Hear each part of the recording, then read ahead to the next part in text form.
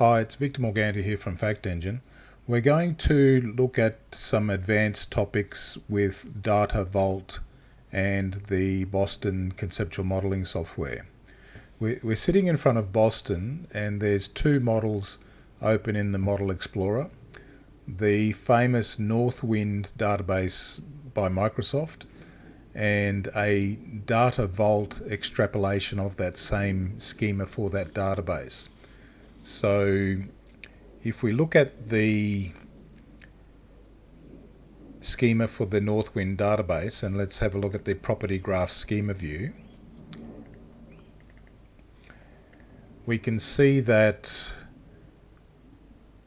the database and its model is for customers who have placed orders for one or more products that have a supplier, and where an order has a shipper and an order was taken by an employee. That covers regions in territories, and a customer can have a customer demographic. The model itself for this database may very well be the ideal model from a business perspective for querying this particular area of the business. And if we look at the entity relationship diagram view of the same model, we can see such things as between order and product we have a table order detail, and where order detail captures such things as unit price, quantity and discount. Now if I go back to the property graph schema view, that's captured in this many-to-many relationship. This edge type order has product, and we can see the property, discount and ellipsis there to indicate that there's more properties on that particular edge type.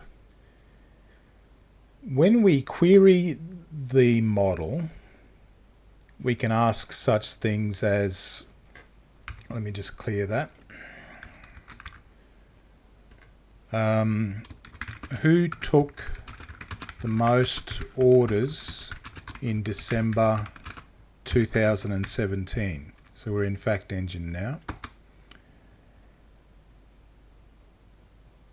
and that's gone away and converted that to FactEngine query language. And here's our results. So Janet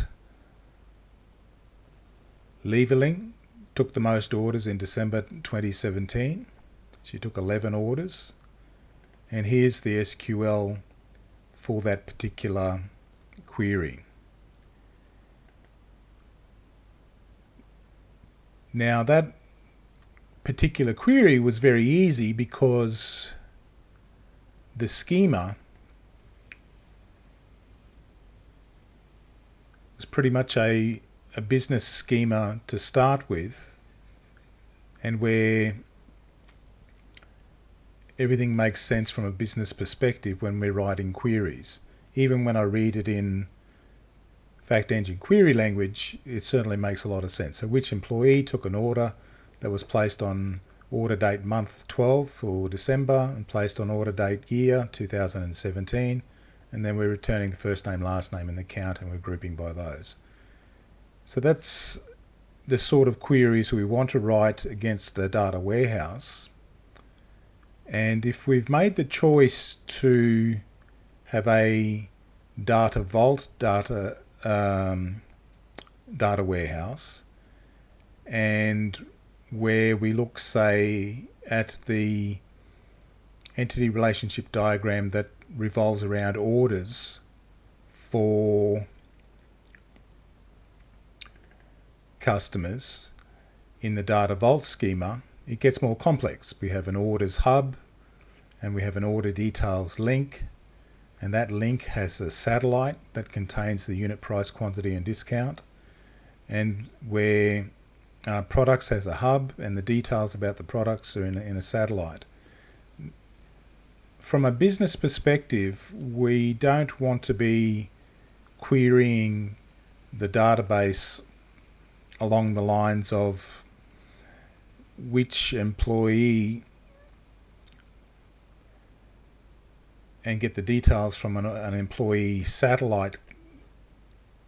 If I look at employees, the employee hub, get the details from the employee satellite to get the name, the first name and last name of the person, and then placed an order and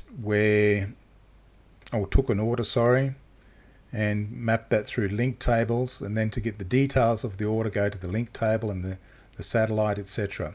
We still want to be able to query our data warehouse in natural language for business intelligence queries, or as simply as possible, and I would argue that for ad hoc queries, FactEngine query language is certainly very useful for that. Now, the advanced topic I want to discuss is that there's various ways that we can achieve that. If we had various siloed satellite databases that we had amalgamated to make our data warehouse, and this central cylinder here represents a centralized data warehouse taking feeds from various satellite siloed databases. We can picture that where within the data vault data warehouse, we also have a situation where a concept, for instance customer, can have one or more satellites tables storing information about a customer.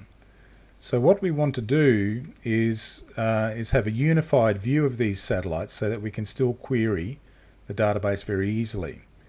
Now, FactEngine achieves that by providing what's known as a semantic view over the top of our, say, semantic layer, which might form views over various hubs and satellites. Now, we can achieve it by using views in a semantic layer, or we can get FactEngine and Boston to provide the semantic layer for us. So let's have a look at how we would do that inside Boston and query the database with FactEngine. So if we look at, say, customer in the data vault, the customer hub, and where if we wanted to know the company name of a particular customer, we'd need to join the customer hub to the, we don't need to, but let's say in our example that we do, we need to join the hub to the satellite to get the company name of a particular customer. To effect queries the way we want them in Boston, what we can do is we can set up a customer entity where both the customer entity and, say, company name and all the various other attributes are derived. Now, for instance, if I click on company name there, that attribute, we can see that it's a derivation, and where it says customer has company name is where customer's hub is involved in a customer satellite that has a company name, and I can see that more easily on the object role model view for customer.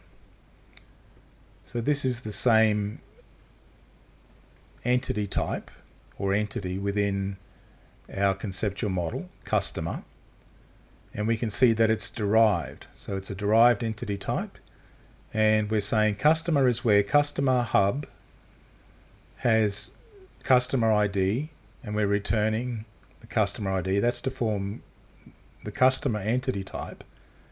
But to get its company name, what we're saying is we have a view over the top of our data vault, where we're saying customer has company name, is where customer hub is involved in a customer satellite that has that company name.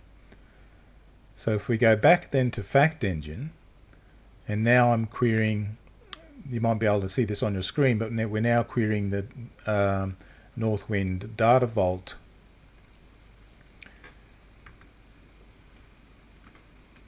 database. If I say show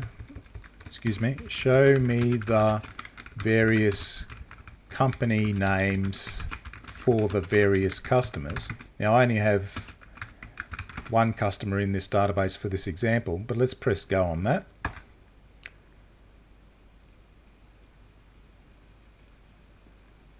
And we get one customer back with the company name of FactEngine. So I've set FactEngine up as a customer within this Data Vault data warehouse, and if we look at the query, what we've done is we've dynamically created a view using virtual tables in the SQL to extrapolate over, say, customer hub and customer satellite. But our query is very simple. So our FactEngine query language is which customer has which company name. Our natural language query was even easier, so show me the various names of the various customers. Put an S on that. And FactEngine's done the hard work of extrapolating the view that we need to get our results. So that's certainly one way to solve a common problem that we have with Data Vault, which is how to move past the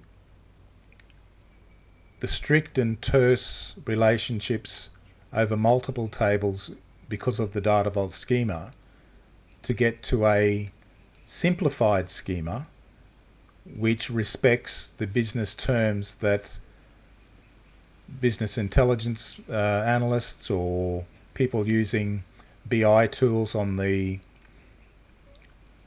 data warehouse will understand. So people will understand that they can query the database or the data warehouse about customer rather than customer hub and customer satellite and an orders link and an orders hub, etc. The other way to do it, of course, is to implement views with a semantic layer or in the database itself for your data warehouse. The option, though, is to use FactEngine and Boston to achieve that same aim. And when we have a semantic view, if I open I'm going to hide the Northwind model, so we're just talking about one model. And if we open the glossary for the Data Vault model and say click on customer, so this is a business glossary inside Boston, and we have customer. We also have customers hub and customer satellite, but business users are going to be interested in the terms that they use readily on a day-to-day basis. So let's click on customer, and we can see within the glossary view that customer is an entity type. That's fine, but from a technical perspective, if we're interested, we can see that customer is where customer's hub has customer ID, and we're returning the customer ID, and it has a customer name, so each customer has one company name, and where customer has company name is where customer's hub is involved in a customer satellite that has company name. And we can see that same relationship demonstrated down here in this object role model diagram. So for each customer, customer has company name is where customer's hub is involved in a customer satellite that has company name. So thanks very much for watching. That's advanced topics in Data Vault inside Boston and FactEngine. and how to easily reintroduce a business layer on top of your data vault layer for your data warehouse.